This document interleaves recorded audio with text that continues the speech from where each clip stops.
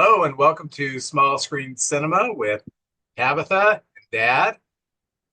I hope everybody had a great holiday. Tabitha, did you have a great Christmas? I mean, we still have New Year's coming up, but how was your Christmas? Terrible. Terrible. No, I'm kidding. It was great. It was great. I knew you were on the naughty list, but come on, I thought that was some pretty cool coal that you got. So, yeah, very cool. We did see each other on Christmas Eve. We did our Christmas with our family on Christmas Eve. And Mondo wasn't able to make it because he was not feeling well. And since Mondo, or since Christmas Eve, my mother-in-law and my brother-in-law both have COVID now. And Evelyn, my daughter Tabitha's sister, has the flu. She's not feeling well. So I think Mondo kind of gave it to us, even though he didn't come here. So I'm Mondo's blaming my Mondo. husband, by the way. Oh, yeah, I guess. I'm assuming people know that. So Mondo is her husband. More importantly, he's my son-in-law. So we are going to do, I know it's after Christmas, but last week we didn't record because things were just too busy. But we are going to look at An American Christmas Carol starring the Fonz, Henry Winkler. And I want to tell you, Tabitha, yesterday we turned on one of those obscure channels that has Happy Days on. We are watching an episode of Happy Days. Crispin Glover was on there. And Ken Osmond, who played Eddie Haskell on Leave It to Beaver, was also on the same episode. It was like, first you're like, isn't it Crispin Glover? And yeah, that's Crispin Glover. And then another character walked in. Is that Ken Osmond? And then at the end he said something like, "That's a very nice jacket, like Eddie Haskell would have." Oh yeah, so. But I did wait for the credits. Yep, it was both of them. A very young Crispin Glover playing a high school kid, and a middle-aged Ken Osmond playing some rando because we didn't watch the whole episode. We just watched like the last 5 minutes, but that's pretty cool. No, But I anyway, did love Happy Days growing up. I've not watched it in a long time. I don't know if it holds up, but I have precious memories of it. I watched it growing up. I think it started in '74 and went like 11 seasons. So I, you know, watched it from the time I was a kid. And I actually liked the first few seasons before Fonzie became a magical theistic dude. I liked it when he was just a motorcycle thug. But anyway, he's not a motorcycle thug. In this movie, it is An American Christmas Carol. And you can find this on Tubi, Amazon Prime, and a bunch of other streaming services that are smaller. They may take it off now that Christmas is over. I don't know, but I could find it in a million places. And it came in sharp. It looked good. And This hold on. I just want to say on that subject, I am appalled that this movie has a Blu-ray release, and yet the so many better TV movies are languishing on YouTube's in terrible quality or at best VHS. You should call somebody. I'm going to. Yes, I'm going to you call should Santa. call your congressman and tell him or her, hey, I need other things on Blu-ray. If you're gonna put this crap on Blu-ray, so um, this is from the screenplay by Jerome Cooper Smith, and it's an adaptation of A Christmas Carol by Charles Dickens, of course. And Jerome Cooper Smith is known for the early days of television. Kind of made his mark in the show Johnny Jupiter in 1953, and that precedes me by 13 years.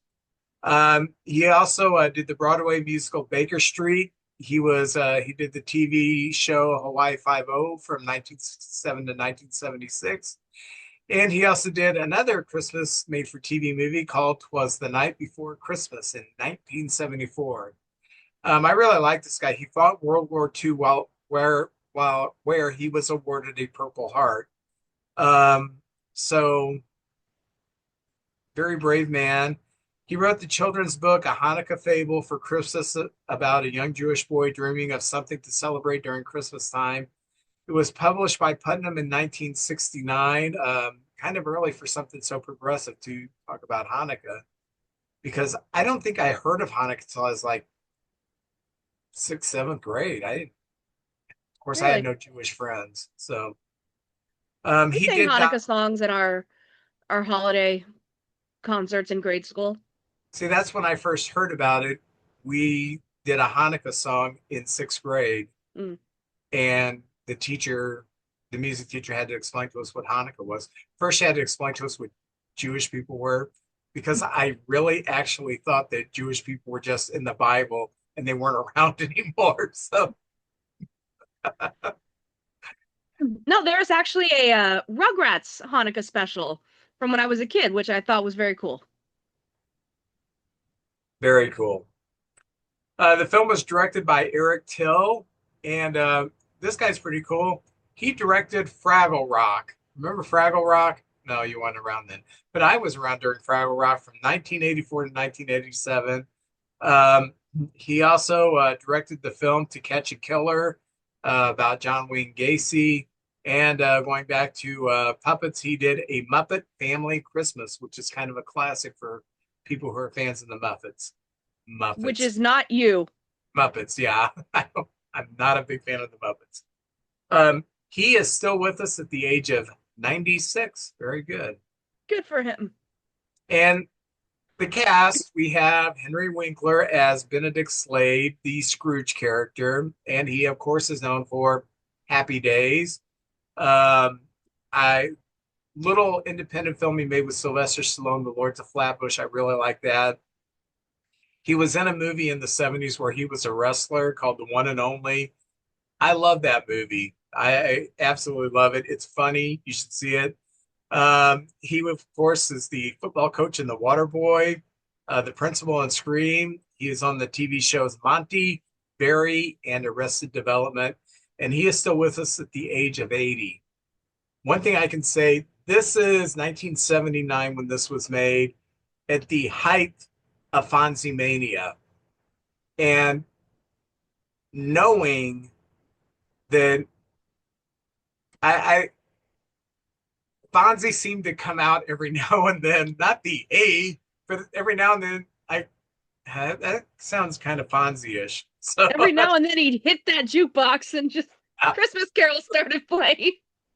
so No, I loved him on Arrested Development. He was their lawyer, but he was so inept. It was very funny to me.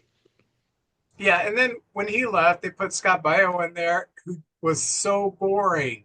I'm thinking, I mean, he did have the funny name Bob Blah Blah Blah or blah something. blah. That was funny, but he wasn't. Yeah. Yeah. Um, our next character is Matt Reeves, the slash debtor of Christmas Future. And he is played by Dorian Harwood, who we remember from Foster and Laurie. I was very Foster happy and to see Laurie. him. Very good, yeah. I was very happy to see him. I was very happy to see him in Clarity because we watched Foster and Laurie.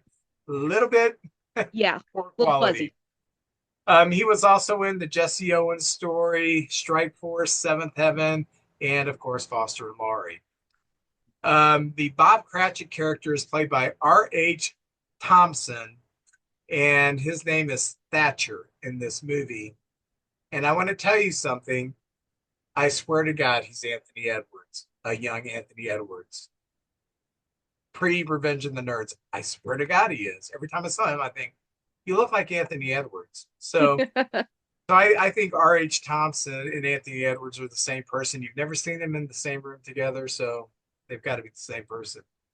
But R.H. Thompson, the only thing I could find that people might know was that he was in Vision Quest, the movie from 84, 85. Matthew Modine's a wrestler, Linda Fiorentino. Um, you know, she's an adult. He's a high school kid. They eventually break the law. I'll put it that Ew. way. But R.H. Thompson is still with us at the age of 78. David Wayne plays Merivale slash the debtor of Christmas Past. And he is a two-time Tony Award winner and probably kicked himself. He wound up in this movie. But anyway, He was also in Adam's Rib, Stella, The Three Faces of Eve, The Apple Dumpling Game episode, an episode of The Twilight Zone, and he was in Batman as the Mad Hatter, and he was also in The Golden Girls. He has a huge uh, Dang. catalog of things that he was in, and probably the most accomplished actor that's in the cast. Yeah. Uh, Gerald Parks plays Jessup, the debtor of Christmas Present, and he is also known for being in Fraggle Rock and A Muppet Family Christmas. So he's worked with the director before, and he was also in Cagney and Lacey. He died in 2014 at the age of 90. This originally aired December 16th, 1979, when I was in eighth grade. And it was on ABC. See what I did there? ABC. It was up against One Day at a Time and Circus of the Stars on CBS. It's the second movie we've seen that was up against an episode of Circus of the Stars. And the TV Christmas movie, Christmas Lilies of the Field on NBC. So, Wait, so uh, instead of lilies of the field, it's Christmas lilies of the field? yes, yes, yes. Okay.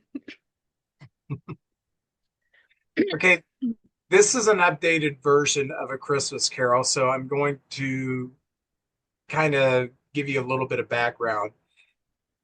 Instead of the Scrooge character, Slade, and Thatcher, the Cratchit character, working as accountants, he Scrooge works as um, kind of a private lender, and people basically he provides credit for people, and Thatcher is his assistant. So, and this is taking place, I think, in the 1960s, 70s. Did What? you, No, no, no. It's older than that. It's like the 30s. are you sure? Yeah. Look at the cars they're driving and stuff. Oh, yeah, yeah. Anyway, well, I went down a rabbit hole looking for dates when this was supposed to be, and I don't know why I'm stuck on 1970. But the I movie think I starts know with, why, and that was just a creative choice. okay. The movie opens with carolers from the local orphanage walking down the streets singing, and then one of the guys is collecting money for the orphanage. So they're going around town singing, collecting for the orphanage, and they walk up. They're a men at a barrel talking to Thatcher, and this guy with the carolers, and Thatcher says, "I'll talk to him." And we know that he's meaning Slade. And he said, I'll tell him it's a matter of life and death for us. So Thatcher gives to the orphanage collectors, and he asks Mr. Slade, goes into the place of business and asks Mr. Slade if he will donate. And Thatcher is saying Slade is busy. Then Slade comes to the door, so he's not busy, to greet the carolers. I think, oh, well, this is a nice Scrooge character. Slade gives pamphlets to the carolers talking about great men of American history that never asked for anything. Never. Okay. Um, so they take the pamphlets, and one of the kids gives a raspberry to the pamphlet, because they're collecting money for the orphanage, and they get this pamphlet saying, "Hey, if you're asking for money, you must be subhuman because only real Americans, pull themselves up by their bootstraps, which is what makes great American businesses great. The government never bails out businesses. Never, never, never, never, never, never, never, never, No, never. no, No, that's why no. they tell us you shouldn't ask for a handout either. We shouldn't forgive student loan debts for you. We shouldn't do anything for you. We should take your house if you make this. Oh, I'm sorry. I'm going off on a tangent. You okay? So, but Hold on. First, when I saw Henry Winkler, I immediately was like, the makeup, why? He looks like Doc Brown. who he does? why didn't they just cast an older guy? I know there are flashbacks, but yeah, no, it's not working for me. Oh, I thought the makeup job was pretty good. Really? Oh, Yeah. okay. Um, so Thatcher and Slade are they're going out on Christmas Eve, and they're making collections because he loans out money. So the first place he goes to is Matt Reeves' farm, the character that's played by Dorian Harwood. And so they pull up there in a truck, and it's obvious that they're going to be collecting items that the Reeves haven't been able to pay for. So as soon as they get out, Reeves' wife asks for an extension, and then Reeves kind of scolds his wife for asking that. And I'm thinking, geez, man, what'd she do to you? You know, I thought it was a perfectly legitimate question. And Reeves tells his wife it's the law and there's nothing we can do about it. So Thatcher gives them a court order to repossess their belongings. And they load their belongings on the truck, which is a wood stove, a chair, and a radio, which will be very important in a little bit. So that's the first collection they make, Reeves, who will end up being the Ghost of Christmas Future character.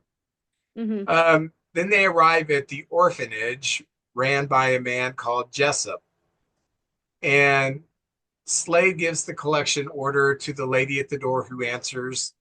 And he comes in, and Jessup talks to Slade about when he lived there as a boy because Slade was at that orphanage and he's trying to appeal to his nostalgia. And it doesn't work. He gives a repossession order to Jessup and he collects the piano. And as they're leaving, the orphans look sad out the window as their piano leaves on Christmas Eve. Then they arrive at a bookstore run by a man named Marivelle, the university store. And Marivelle will be the Ghost of Christmas Past character. And Slade is not happy. He says, I lent you $5,000 and all you purchased was books with the money as opposed to items that will sell, like jerseys and paraphernalia and stuff like that that the university can sell at their bookstore. And he gives the repossession order and they start taking the books. And they Thatcher's not into this. You could tell he really has a problem with this, but Slade is just kind of ripping the pages out of the leather bound book because the leather is what's worth money. It's not the stupid words on pages. And then he pulls an original copy of Charles Dickens' A Christmas Carol that Marivelle had gotten from his father, who'd gotten it from his father. And it's leather bound. Marivelle begs Slade not to take his original print that was given to him by his father, which was given to him by his father. Why do you say it's been in my family since my grandfather? I don't know.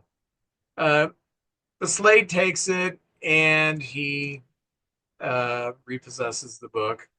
Then they go Yeah, around town. I hated this. I I hate that A Christmas Carol exists in this universe. Why did you change the names? Why did you get all meta with it? Why didn't you just adapt the damn book?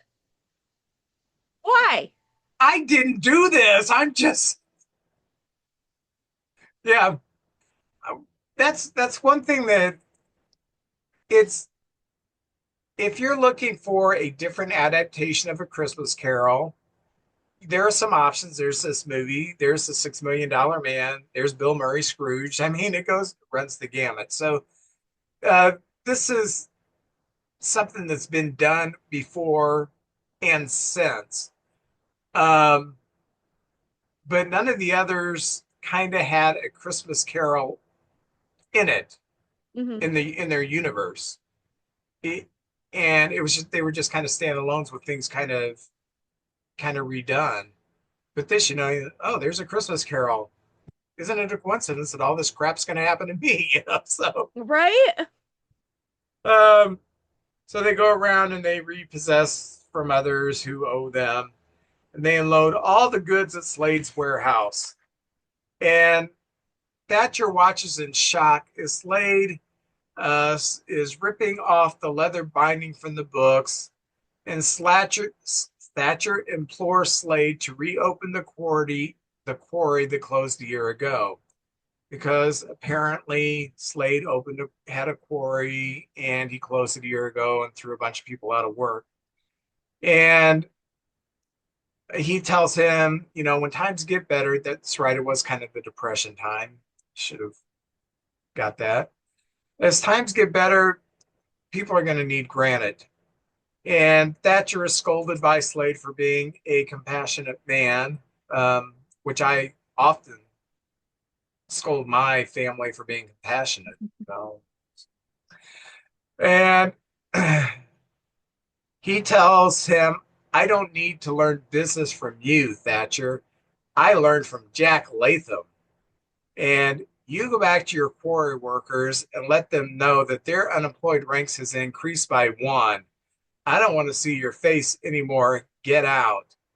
Well, now that's at the point I start using nasty language. If I'm Thatcher, I start using middle fingers. I start grabbing areas of my body I'm not supposed to and say crude things about it. But he just like, all right, bye. I mean, Yeah, he's like, well, bye. grow a backbone, dude. So Thatcher goes home and his kids are making Christmas crafts, and his son Jonathan is the Tiny Tim character. He's on crutches, and his wife asks him why he brought belongings home from the office because he had to clear his desk off, and he says we need to talk. And then we go back to Slade back in his warehouse. Wait, hold on, hold on. What does he call Jonathan? What was that? Mr. Um, T. huh? Mr. T. Mr. T, yeah. I understand this was 79, so this was a little bit before Mr. T, but still, I'm like, let's go around calling someone that. I pity the fool who fires my dad. Takes his crutch, he breaks it. So we go back to the warehouse. Slade is back in his warehouse and he starts reading A Christmas Carol out loud to himself. And then he rips out the pages from the leather binding. What a jerk. And it starts to storm and the power goes out. And he tries to call for help, but the phone's dead. He lights the candle and then he faintly hears a voice. Wait, this was really giving me creep show for a minute there. I was waiting for the cockroaches to attack him. Oh, that would have been more interesting. Well, this took a left turn. Right? So, so he lights a candle and he faintly hears voices. And he walks with this candle to inspect, and he notices that the grandfather clock has stopped. Now, if you know anything about grandfather clocks, this is the only thing I know about them is they don't run on electricity. Um, so it's not just the power that's out. This is kind of creepy. The grandfather clock has stopped. And then a harp plays a note, and there's no one there. And so Slade grabs a shotgun and calls someone to come out this minute. And then his old partner, Latham, who has been dead, he appears in the warehouse. And Slade thinks it's a trick, because generally the dead don't come back. Sometimes they do. In my house, they do. Sometimes. Yeah. Yeah, but it's not common. Also, Yeah. why does he live in his warehouse? Saves money. He's a penny pincher. He's a miser. He's a rich miser. I guess, but if you're not going to enjoy it, what's the point of having money? I've often thought about this. Let's say that I won the lottery. Hmm. Let's say I won $1 billion lottery. I know I would give away most of it to organizations and charities of my choice. Don't worry, I would Yeah. take care of you kids, but I would Well, give thank away you. the majority of it. Yeah, but I School would keep enough lunches, to thank live you. comfortably for the rest of my life. And by comfortably, I mean not in a warehouse. But he was living above Mr. and Mrs. C's garage, so maybe he's kind of stepped up a little bit. True.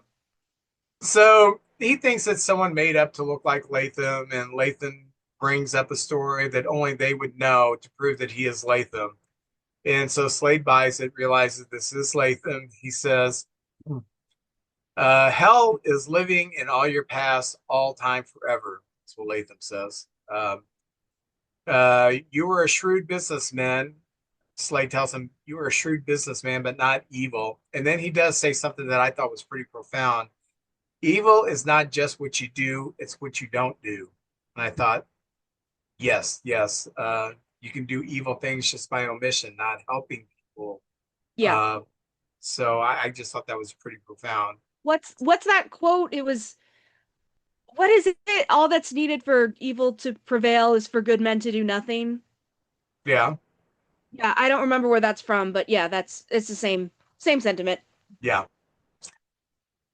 And Latham tells Slade, you can still make changes and I'm going to help you. You will be visited and you better go with the visitors.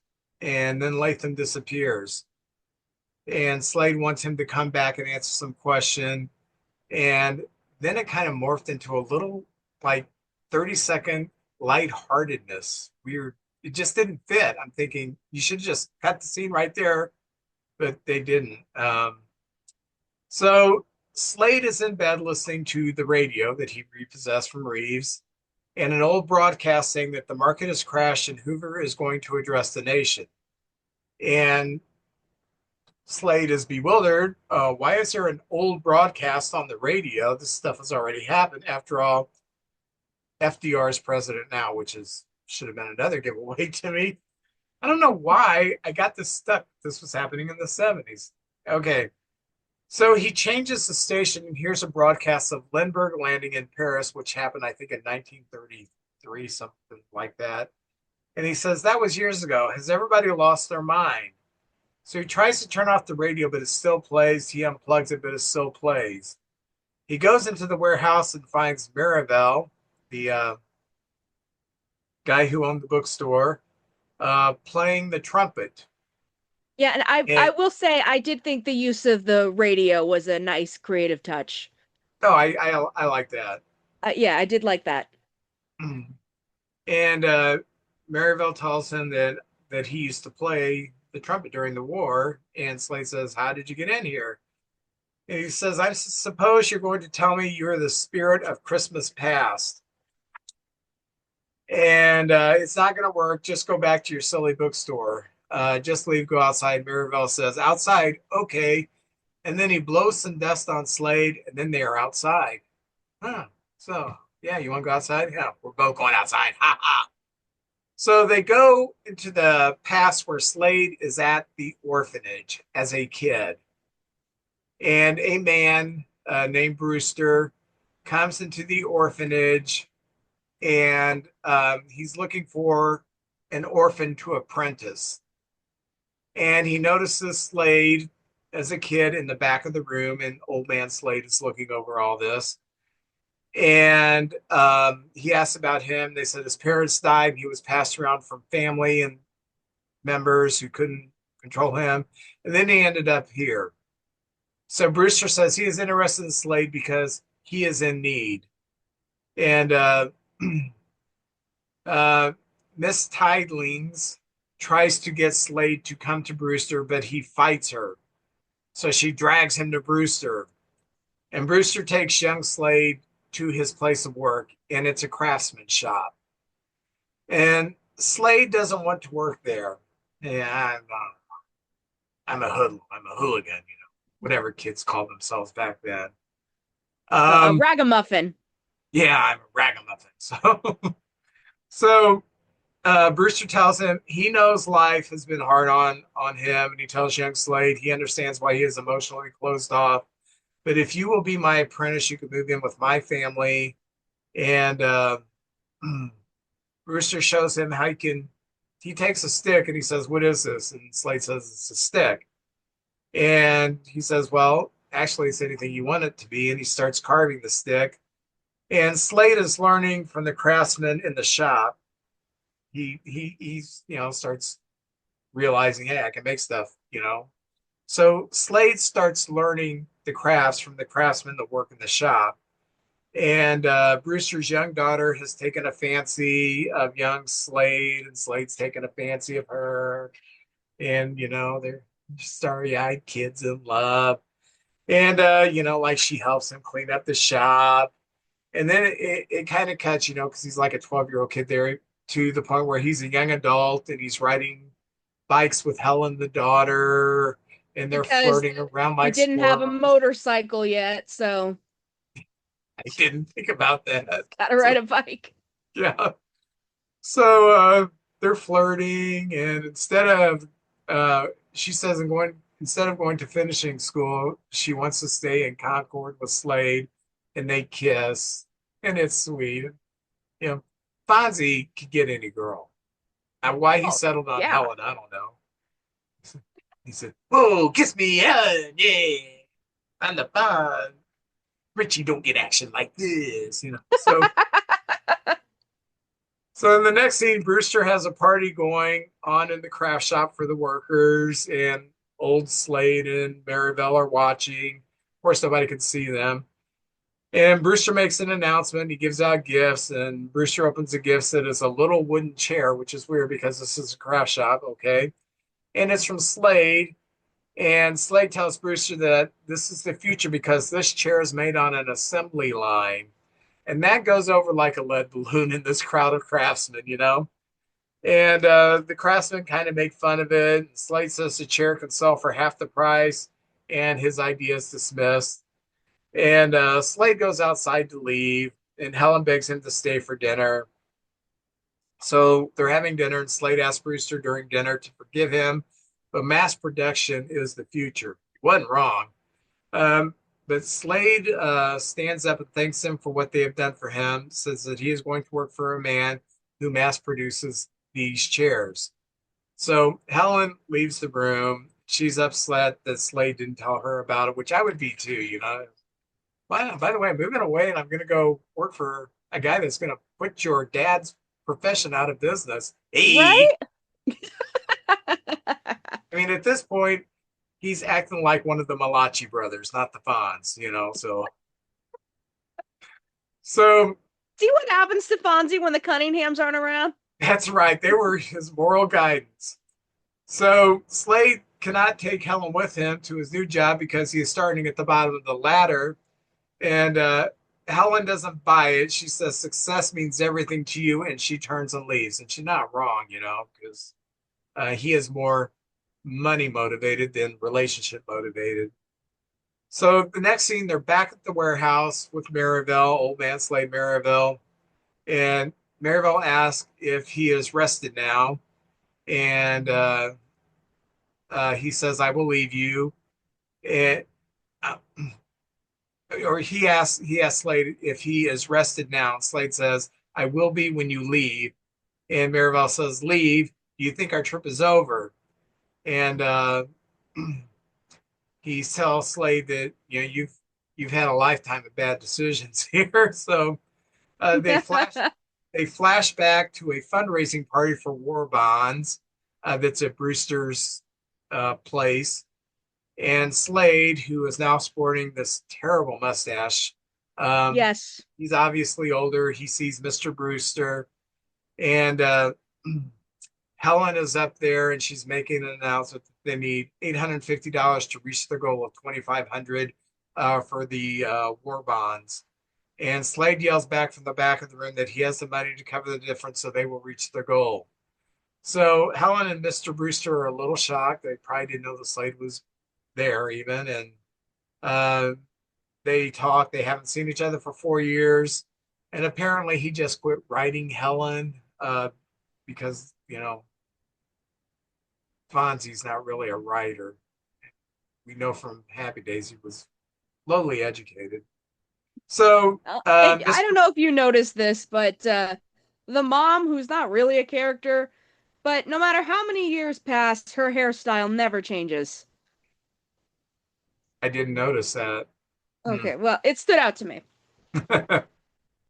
Um, so Mr. Brewster interrupts him and Helen talking, and Mr. Brewster and Slade explain pleasantries, and Mr. Brewster says that he has had two mild heart attacks, and so Slade tells Brewster they should be using time payments, and Brewster kind of brushes him off and leaves. Time payments being like on credit, where you know pay monthly and then there's interest, kind of how everything is bought today.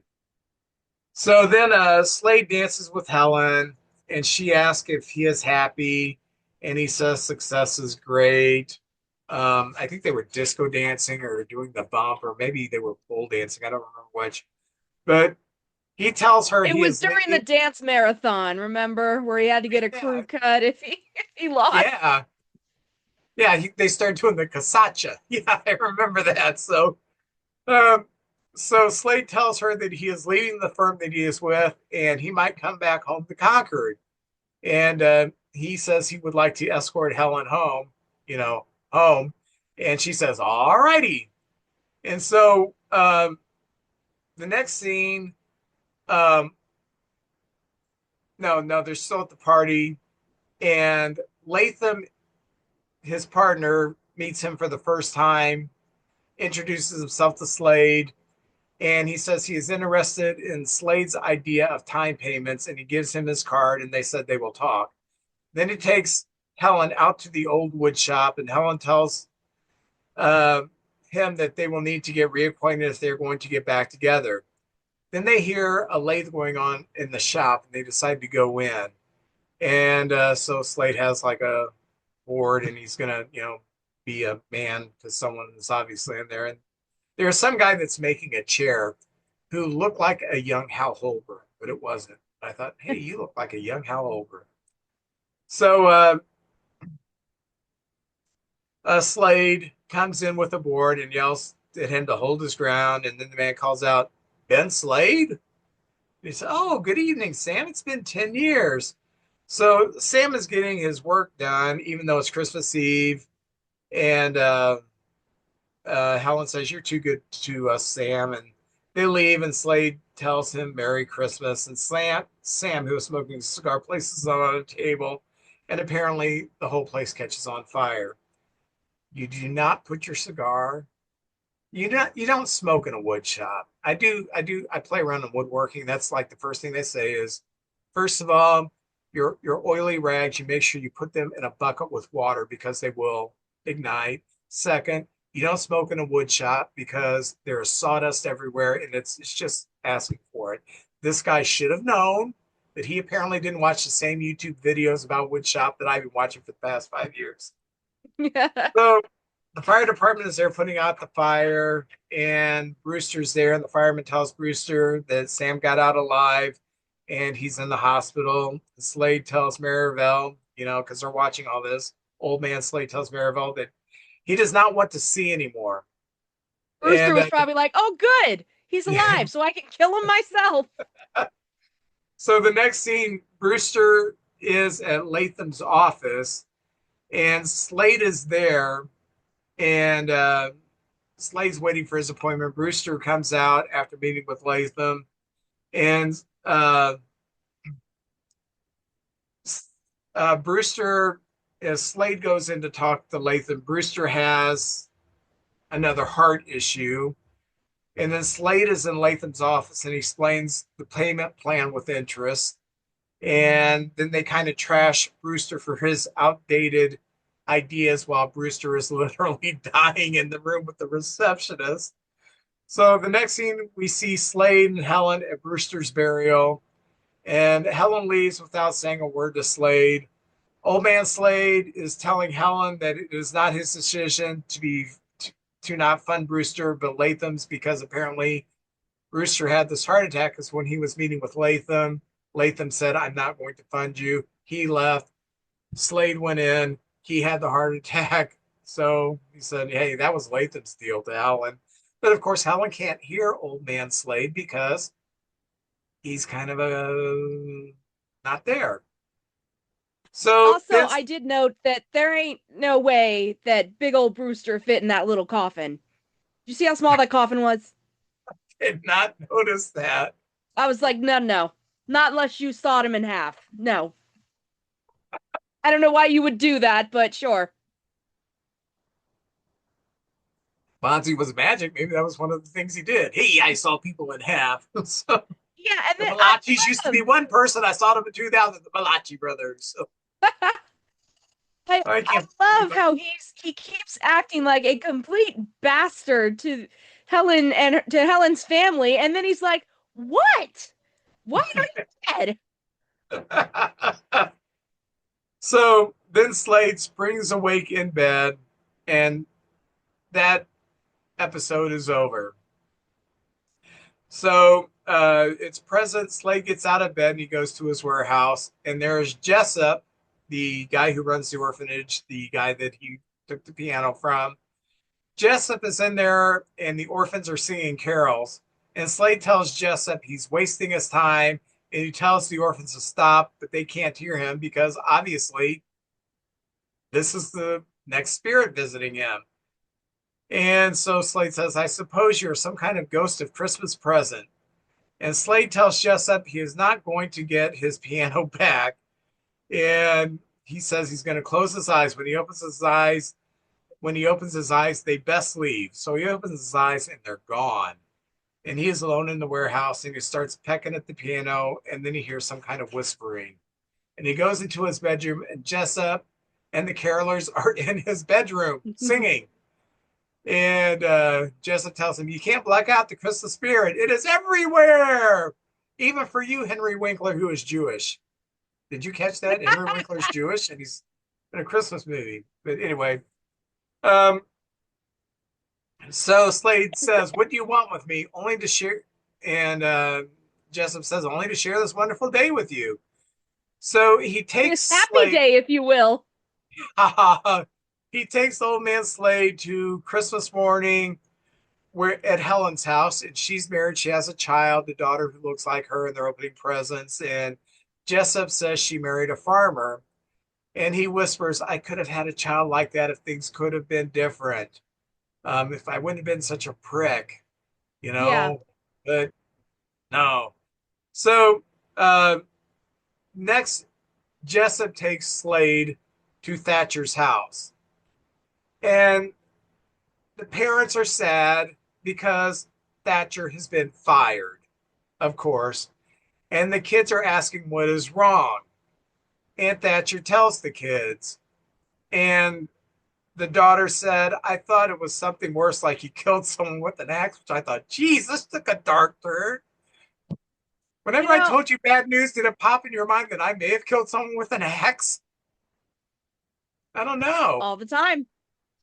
No, when I was little, I remember you, me, and mom were in the car, and you were talking about someone you knew had been fired, and I had never heard this term, so I thought that they literally set someone on fire, and he was just walking around on fire, and it was such a horrifying image in my head. I was like, "Oh my God, why would they do that to people?"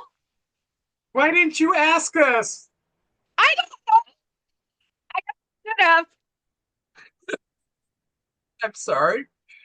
So Thatcher tells everyone that he will find another job. In fact, there's some circus music going on the radio. In fact, he's been offered a job as the head ringmaster of the circus. So he's making the kids laugh, acting like they're doing a circus. And Jonathan, or Mr. T, I guess, thinks it's funny. And then the daughter starts crying and says, "If you don't get another job, we will starve to death."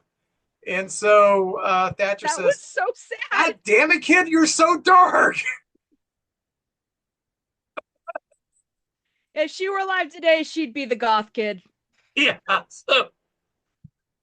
So then Jonathan grabs his crutches, and old man Slade's watching all this and asks if the boy was in an accident.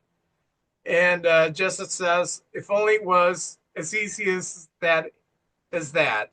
Um, so Mrs. Thatcher says, I guess the trip to Australia is over for Jonathan. And Thatcher answers $128. Uh, the wife says, I suppose we could sell the house and all of our possessions. And apparently, the market is really down. This is the depression time. No one's buying houses, no one's buying stuff. So, it's like that's not going to work. But um, I think it's strange that the only clinic that can help this kid is in Australia. Isn't there clinics in the United States closer that maybe could help Well, Mr. they T. said Jonathan? I don't know. It was like an experimental thing. I don't know. Also, they never say what's wrong with Jonathan. I guess he has a terminal case of crutches. I don't know. Well, Jonathan, Mr. T, he does offer to sell all that gold that he wears around his neck. So I sell the gold, get myself to Australia. So Oh, he can't go to Australia anyway because he ain't getting on a plane, okay? Get on the plane. oh, so anyway, um, they hear the boy coughing. They check on him, and old man Slade asks Jessup if Jonathan lives or dies. And Jessup makes that famous quote that's in the book. Next Christmas, I see a pair of crutches preserved at the table with an empty chair. Slade tells Thatcher he had no idea, but of course, Thatcher can't hear him because he's kind of like a ghost thing. I don't know what to call him because he's not dead. He's not a ghost. He's just like seeing things with a ghost. I don't know. So Slade is uh, wakes up and he's back in his bedroom and he turns on the radio and he hears futuristic music. Maybe this is why I thought it was the 70s because some of this music was like, yeah, that sounds like Rush. That's pretty cool. So Reeves, the Dorian Harwood character, comes to him and he is all decked out in a nice suit. He looks sharp, man. He looks 70s. Yeah, He is dressed futurist. Well, yeah. future for that time. So Slade And tells him that. Go ahead. I just want to say a couple things. Dorian Harwood looks very sexy in this getup. I was enjoying it. And two, there is a horrible but very funny movie that came out about a decade ago called The Winter's Tale, and they do a very similar thing. It takes place in like a good majority of it takes place in like 1910, and a character in this movie is Satan, played by Will Smith, with an earring and a Jimi Hendrix t-shirt. Hmm. It's so Just saw a bad. picture, Satan. It's so bad. I cannot recommend it enough. Oh, so Slade tells Reeves that uh, he can take the radio back to the farm with him. And Slade says, "Do I look like a farmer?" No, you look good. Um, and he tells Slade the future is coming, whether you like it or not. So they go to the warehouse where all of his stuff is being auctioned off. And it hasn't clicked that this is his stuff at his warehouse. It's like, why are they? And then they're buying it for pennies. Nobody's paying much for anything. Because it's not stuff that's worth a lot. It's just normal household stuff. Yeah. So he says, "What is going on?" And Reese throws a line at him that he gave to Reeves. It's all quite legal. It's ordered by the sheriff. And Slade is trying to bid on items that no one can hear him, of course, because it's not really there. And he is shocked that his items are going for so little. And they go to where people are throwing items into a large fire outside. And then they start bidding on a picture of Slade, and it sells for $100. So now, paid $100 for it. Wow. So the person who bought the portrait threw it on the fire, and the crowd yells, "Burn, burn, burn, burn." Ooh, sick burn, sick burn Slade. And in the So, portrait, he does have the mustache, so I think it's more than fair that it gets burned. yeah, yeah, yeah. So Reeves takes him to a cemetery, and at the cemetery, he sees the Thatcher family, minus Jonathan, Mr. T, and they're looking at Jonathan's grave. And Slade said, "That is not real." And Reeves says, "The grief is real." And Slade wants Thatcher to tell Reeves he did not know he had an ill child, but of course, they can't hear him. So Thatcher says to his daughter that they will always remember Jonathan. Um, Most families do remember children that pass away. One doesn't. So little inside joke there for You're Tabitha. not So, wrong. um, so Slade tells Reeves if he would have known things, if he would have known about Jonathan, things could have been different. And then they see a gravestone that is new but unkempt. And Reeves said nobody visits that graves, and of course it's Slade's grave. And Slade starts crying. Please tell me it can change. And Reeves tells him it's time to go. Then Slade wakes up in his bed to church bells. He opens the windows and asks the boys, "What day is it?" "It's Christmas, you silly goose." And he says, "Oh, there is still time." So he drives to the Thatcher house. He tells Thatcher to go out to his truck and get something out. And at this time, he gives Mrs. Thatcher a huge turkey or goose or something, a large bird, because they were just having like a chicken for Christmas meal. And he said, "Nah, you're gonna put this in the oven." So he gives gifts to the family. He gives something to the daughter, and then he realizes, "Oh, I don't have anything for Jonathan." But he reaches in his coat and he gives him a ticket to a bus, so he could go to a train, and a ticket to the train so he can go to the West Coast, and a ticket from San Francisco, a ship that goes to Australia. And Mrs. Thatcher hugs and kisses him right in front of her husband. That hussy, that Olivia Hussey. I can't believe that. So Okay, this is where I want to say he's not happy. I don't know if this is a bad performance or a deliberate choice, but he is not filled with the screw. He's not happy like Scrooge is at the end of A Christmas Carol, where he's like, "Oh, I have time to change." No, no, no. He's doing this because he doesn't want to go to hell and have all his stuff be burned. He's like annoyed with these children and this family. He's just like, here, like, because the kid asks, "What did you bring?" And he's like, "Why don't you open it and find out?" He's like, "Stop asking me dumb questions, child." He still looks like he does not want to be there. He's doing this out of obligation. he's a Jewish man in a Christmas movie, okay? Maybe that's his issue. Did you think he was happy at the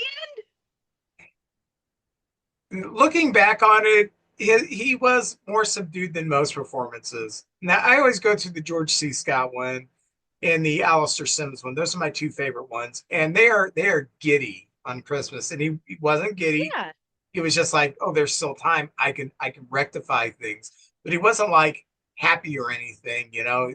I no. giddy, I guess you could say.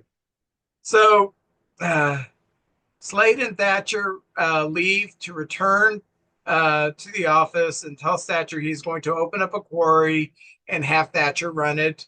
And they go to Reeves' house, they give him the stuff back, and he gives Miss Reeves a Take gift your and cursed radio back. kisses her hand. And then he goes to Marivell's bookstore and he says, "A man will come here and restore all the books." And then he gives him a gift. Then they go to the orphanage, and he tells Marivelle that there will be someone coming in specifically to restore A Christmas Carol. So then they go to the orphanage, and he gives them their piano back. The orphans are thrilled.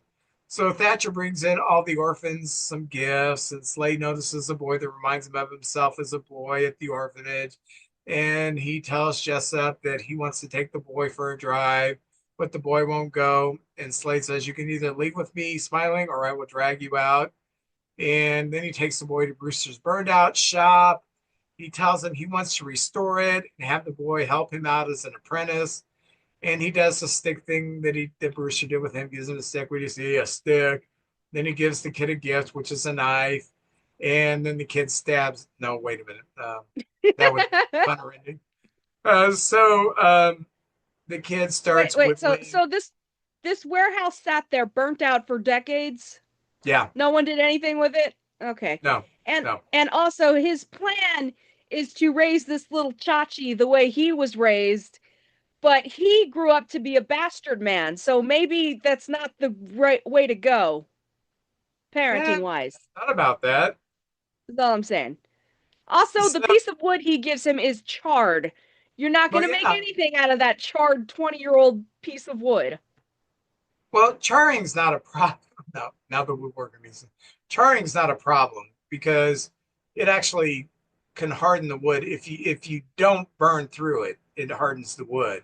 So if you take off the char, Okay. you do have a hard piece of wood. Okay, Um, fair enough. so uh, the boy starts whittling the stick and says that he is making a chair leg, and Slade grabs a board, a charred board, and starts whittling too, says that he is making a towel bar. And he says, when you become my apprentice, you're going to live with me like a foster son. And we all know how people treat their foster children. So, movie ends. So, that was An American Christmas Carol. Tabitha, I don't know if I need to ask you this, but are you giving this a classic or a trash it? Trash it. Oh my God, there is no atmosphere in this movie. There is no life in this movie. They couldn't, there's no snow in this movie. And that really bothered me. I'm like, you couldn't afford even just one scene with a snowy landscape. This is not, you're not putting me in the mindset at all. This movie is so boring.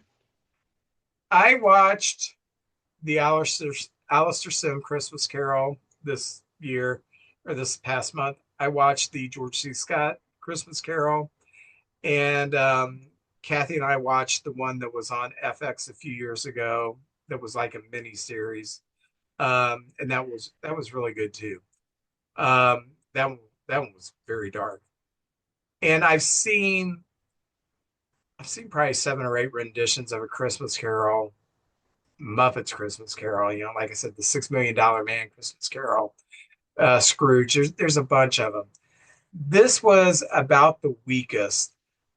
I They had a good idea. They really did. Let's set this in America and let's attack capitalism, um, instead of just being miserly, because he's like working with, um, credit and stuff like that. Stuff that we've evolved into where we've become this consumer culture and we don't really own anything. We finance everything. And it was kind of an attack on that. So I thought it was a good idea. The execution was not that good. Henry Winkler, I think, is a good actor, a fine actor. I like the makeup job, you didn't, but I thought the makeup job was the best thing about this. He didn't convey he didn't convey enough anger and hate is when at the beginning, like Scrooge usually does, and he didn't portray enough redemption at the end. Yeah. It was a very wooden performance. And I thought that the actors, the ones who played the ghost, I thought that they outshined him so much. Brewster was outshined him in the scenes with Brewster. Just so many good performances from bit players, and then here he was, very wooden. So I'm going to give it a trash it. I didn't dislike it as much as you. Um, but yeah, I can't recommend this. And I go back to this. When I was a kid, I watched an episode of The $6 Million Man where he played the spirit taking some guy, and he's just kind of playing it. And I was more entertained by that. I was man, I'd rather go watch the $6 Million Man version of this. So I have to give it a trash it too. Do you think that I saw this as the original airing? Did I see a rebroadcast of this, or was this the first time I had seen this? I don't know. Original? This was the first time I saw this, actually. Ah, I do remember when it was on. I do remember it was heavily hyped. Um, Henry Winkler was the hottest thing on TV at that time, and it probably got great ratings, but it has slipped through the cracks, I think, because it just doesn't have the emotion that the novel, and I read the novel in 7th grade. It didn't have the emotion that the novel had, and certainly there have been so many better renditions of the movie. This just kind of fell flat. yeah. So, two trash its. What are we going to talk about next week? Will it be next week or the week after? It's up to you. I can do next week. I don't really Okay. do anything for New Year's. I get Okay. older. That's it. So Well, I think we're gonna kick off the new year with a made-for-TV sequel to a theatrical film uh called Looking for Mr. Goodbar, and its TV sequel is called Trackdown: Finding the Goodbar Killer. Because if ever a movie needed a sequel, I guess it was that one. I've seen Looking for Mr. Goodbar. It is a very adult movie, and I think it's weird that the sequel was a made-for-TV movie. So, It's a little weird. I have not seen this, so well, we'll find out. We'll find out how if it works or not. do you know who's in it? Yeah, Diane George, Keaton's not in it. no, George Siegel and Shelley Hack. No, Shelley Hack, one of the lesser-known Charlie's Angels. Yep, Very good. yep, one of the later seasons Angels. All right. Well, thank you for joining us, and thank you. I hope everybody had good holidays. Have a happy New Year, and we'll see you next week.